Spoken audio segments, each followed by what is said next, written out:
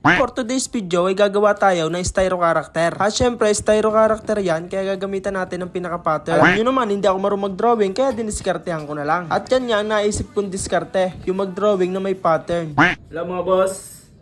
Ngayong araw nga, samahan nyo ako, magagawa tayo ng styro character na gagamitin natin sa event natin sa February 14. Ito yun. Or na character yung gagawin natin, nakagawa na tayo ng isa nandun na sa loob. Bale, ito naman. Ano siya, Captain America naman. Ginagawa natin nung last nung si Hawk. Hindi lang natin na-videoan dahil busy. Kaya dito tayo babawi kay Hawk, kay Captain America. Samahan niyo ako guys. Tara! At syempre bago yon, ikakapit muna natin itong styro. At sa kadahilanan niyan, 4 feet lamang yung size ng styro. Tapos yung gagamitin natin is 5 feet. Di kulang ng 1 feet kung hindi natin duduktungan. Kaya sabi ng utak ko, pag duduktungin na lang natin kaysa putol yung kalalabsan ng ating design na gagawin. At syempre, ang gamit natin pangkapit dyan ay ang pangmalakasan nating glue gun. Tapos ikinapit ko lang ng ganyan, pinagkatibay-tibay para hindi matanggal, mapawid man ng hangin. Dahil po 4 feet nga yung size ng ating styro, kaya naman dinagdagan natin ng another size. Dahil nga, yung gagawin nating styro character ay lampas ng 5 feet. Dahil nga human size to, kailangan natin idikit to, mga to, para dito. Gawa kapos yung styro natin eh. Ang styro kasi is 4 feet lang eh. Ito kasi, pang extra, 1 feet. Dahil 5 feet siya. Tapos ito, sumako pa rin ng kaunti down. Medyo malaki, di ba? Pero kaya natin yan. Para sa ating ikagaganda ng ating event sa darating na 14. Abangan nyo yan. Ha? Abangan nyo yun mga boss. At dahil natuyo na nga yung ating pinagkapit na styro, ay ito na yung oras para ikapit natin yung ating ilalagay na pang-sketch. Di ka ako yung tatrabaho sa tarpulinan. Kaya doon na lamang ako nagpa-print ng tarpaulin na gagawin nating sketch. Para nga hindi na tayo mahirapan na mag-isip pa ng ating gagawin na sketch. At ito nga yung gagawin nating styro character na 5 feet yung size. Siguro naman kilala nyo na kung sino yung gagawin natin. At sa mga hindi naman nakakakilala, ipapakilala ko sa inyo. Iyan nga pala ang Kapitan ng Amerika. Di yan si Donald Trump ha. At bago nga tayo mag-sketch, ay lalagyan muna natin ng thumbtacks para hindi gumalaw pag dinodrawing na natin. Baka kasi pag walang thumbtacks, gumalaw-galaw to. Baka sa halip na si Kapitang Amerika yung magawa natin, ay maging Captain Barbell pa. Alam nyo ba mga boss, na hindi ako marunong mag-drawing ng character. Kaya ganito ginagawa ko pag nagagawa ko ng styro character. May sketch. Yung sketch na to, magagamit ko pa pag may nagpagawa ulit na next. Pero to gagamitin natin sa cater natin. Bali siya yung unang magagamit ko. First time ko nga rin pala gagawa ng ganito malaki mga boss ha. Tatry lang natin kung kaya natin. Pag hindi,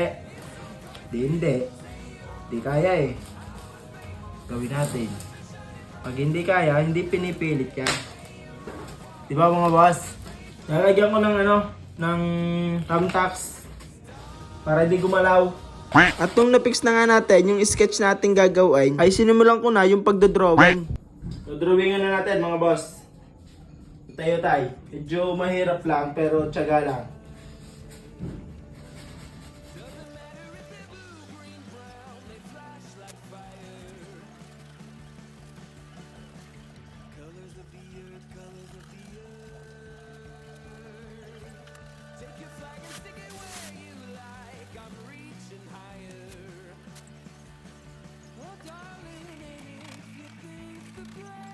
At eto na nga yung kinilabsa nung na-drawing na natin. Drawing na natin mga boss. Bali, kakat na lang natin dyan yung mga yan. Kita nyo ba? Kita nyo? Wala nakakita. Kita nyo yan? Ganyan kalaki yung gagawin natin. Alis kasi laki ko na Hanggang dito na.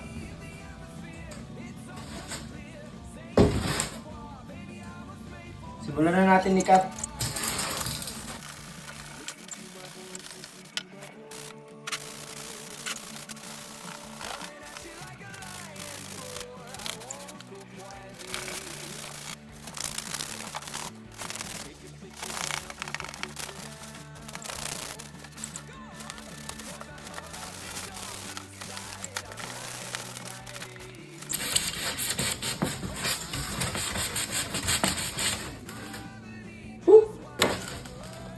Ayos na mga boss.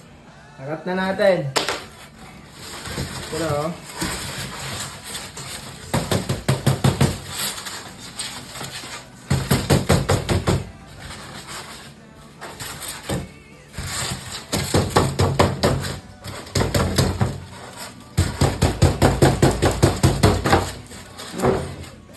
Yun. Diba? Yan yun. Kilala nyo na ba kung sino yan? Kilala nyo na yan. Dahil nakat na natin, bukas na natin pagpapatuloy. Ito naman yung mga design niya para lumabas. Ikakat natin yan. Tapos ang gamit pala natin yung styro is 1 inch. Para makapal, matibay. Hindi agad pag nadala ng hangin. Hindi agad basta-basta mapuputol. So paano mga boss? Ako si Boss Mike. Salamat sa panonood. Don't forget to like and share. Pakipollow na din po ng aking Facebook page. Ako si Boss Mike. Salamat!